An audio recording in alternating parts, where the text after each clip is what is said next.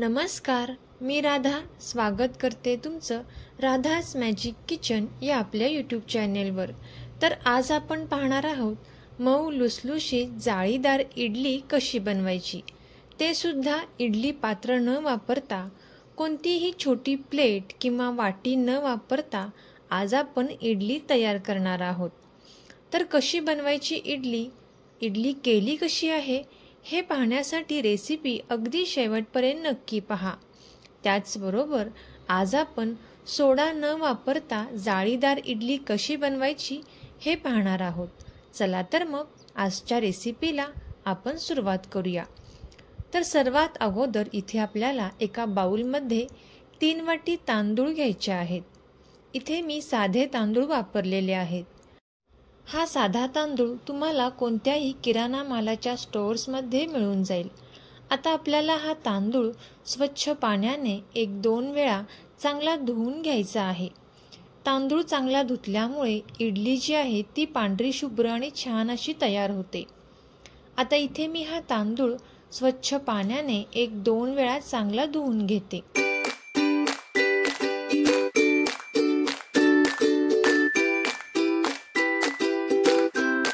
आता इथे आपण हा तांदूळ स्वच्छ पाण्याने धुवून घेतल्यानंतर यामध्ये आपल्याला पुन्हा पाणी घालायचं आहे। आता आपण हा बाउल एका साईडला ठेवून देऊयात। यानंतर इथे आपण 1 वाटी उडदाची डाळ घेतलेली आहे।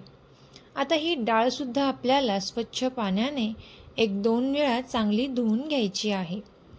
3 वाटी तांदूळसाठी इथे आपण 1 वाटी उडदाची डाळ वापरलेली आहे। आता इथे मी ही डाळ सुद्धा स्वच्छ पाण्याने धुवून घेते।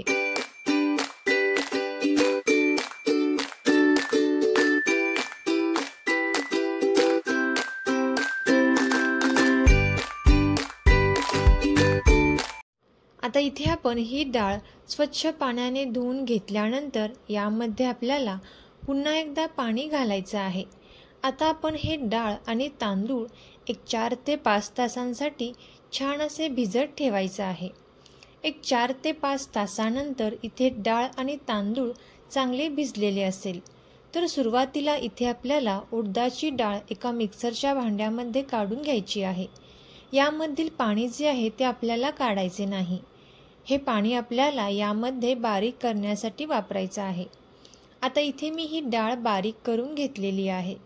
पाहू शकता तुम्ही या पद्धतीची कन्सिस्टन्सी आपल्याला हवी आहे। आता आपण ही बारीक केलेली डाळ एका मोठ्या भांड्यामध्ये काढून घ्यायची आहे। आता इथे आपण ही सर्व बारीक केलेली डाळ या भांड्यामध्ये काढून घेतलेली आहे। आता आपण हे भांडे एका साईडला ठेवून देऊयात। यानंतर इथे आपण त्याच मिक्सरच्या भांड्यामध्ये भिजवलेले तांदूळ घालून घेणार आहोत। तांदळामधील पाणी आपल्याला काढून घ्यायचं आहे। इथे आपल्याला हे मिश्रण बारीक करत असताना कमीत कमी पाण्याचा वापर करायचा आहे।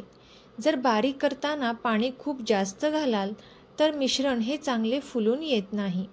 आता यानंतर इथे मी एका वाटीमध्ये अर्धी वाटी पोहे घेतलेले आहेत। हे पोहे सुद्धा आपल्याला चांगले धुवून घ्यायचे आहेत। इथे मी 1-2 वेळा हे पोहे चांगले धुवून घेतलेले आहेत। आता हे धुवून घेतलेले पोहे आपल्याला या तांदळामध्ये घालायचे आहेत आणि यामध्ये आपल्याला अगदी अर्धी वाटीला पण कमी थोडेसे पाणी आपण यामध्ये घालून घेणार आहोत, जेणेकरून हे तांदूळ आणि पोहे चांगले एकसारखे बारीक होईल। इथे मी उडदाच्या डाळीमधील पाणी शिल्लक राहिले होते त्यामधील पाणी ते घातलेलं आहे। पाहू शकता तुम्ही या पद्धतीचे बॅटर इथे तयार झालेलं आहे। आता आपण हे बारीक केलेले तांदळाचे बॅटर सुद्धा एका पसरट भांड्यामध्ये काढून घेणार आहोत, की ज्या भांड्यामध्ये आपण उडदाची डाळ बारीक करून घेतली होती त्याचमध्ये आपल्याला हे बॅटर घालून घ्यायचं आहे। आता इथे मी हे सर्व बॅटर यामध्ये घातलेलं आहे।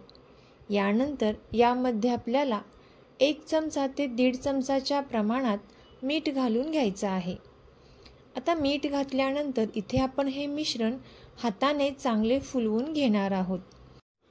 नेहमी इडली किंवा डोशाचे बॅटर तयार करत असताना तुम्हाला इथे हाताचाच वापर करून हे मिश्रण चांगले फुलवून घ्यायचं आहे, जेणेकरून मिश्रण छान फुलल्यामुळे इडली आणि डोसा छान असे तयार होतात।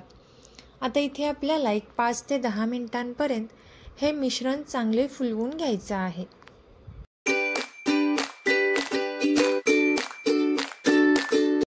आता हे पीठ छान फुलवून घेतल्यानंतर यावरती आपल्याला झाकण ठेवून हे पीठ आपल्याला रात्रभर असेच झाकून ठेवायचं आहे। कमीत कमी 7 ते 8 तासांसाठी इथे आपण हे पीठ झाकून ठेवलेलं आहे। पाहू शकता तुम्ही पीठ इथे मस्त असे छान फर्मेंट झालेलं आहे। जाळीदार आणि मऊ लुसलुशीत इथे आपले हे इडलीचे बॅटर तयार झालेलं आहे।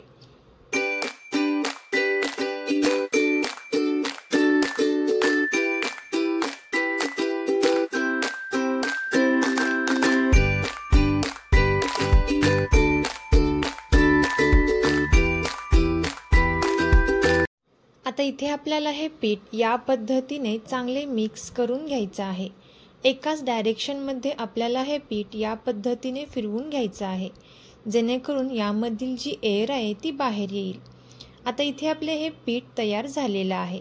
आता यानंतर इथे मी एका कढईमध्ये पाणी ठेवलेलं आहे। यावरती आपल्याला एक चाळण ठेवायची आहे आणि यावरती मी द्रोण ठेवलेला आहे। या द्रोणला आपण इथे थोडेसे तेल लावून घेतलेलं आहे आणि यावरती आपल्याला हे इडलीचे बॅटर घालून घ्यायचं आहे। आज आपण इडली पात्र न वापरता किंवा प्लेट वाटी न वापरता इडली तयार करणार आहोत। तर इथे मी 4ही द्रोणमध्ये हे इडलीचे बॅटर घालून घेतलेलं आहे।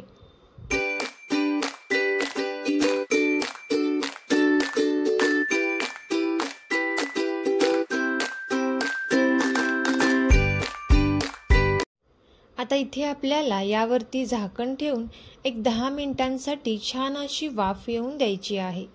एक 10 मिनिटांनंतर इथे तुम्ही पाहू शकता मस्त अशी पांढरी शुभ्र इडली इथे तयार झालेली आहे। इथे आपण एका चमच्याच्या साहाय्याने हे चेक करून घेऊयात। इथे चमच्याला पीठ लागत नाही, याचा अर्थ इथे इडली तयार झालेली आहे। आता इथे आपण हे थोडेसे थंड झाल्यानंतर ही इडली काढून घेतलेली आहे। अगदी जाळीदार मऊ लुसलुशीत इडल्या या तयार होतात।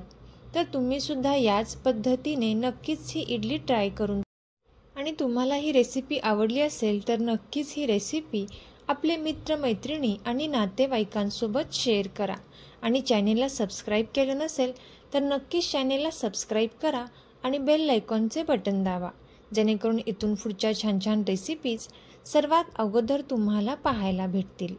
Thank you.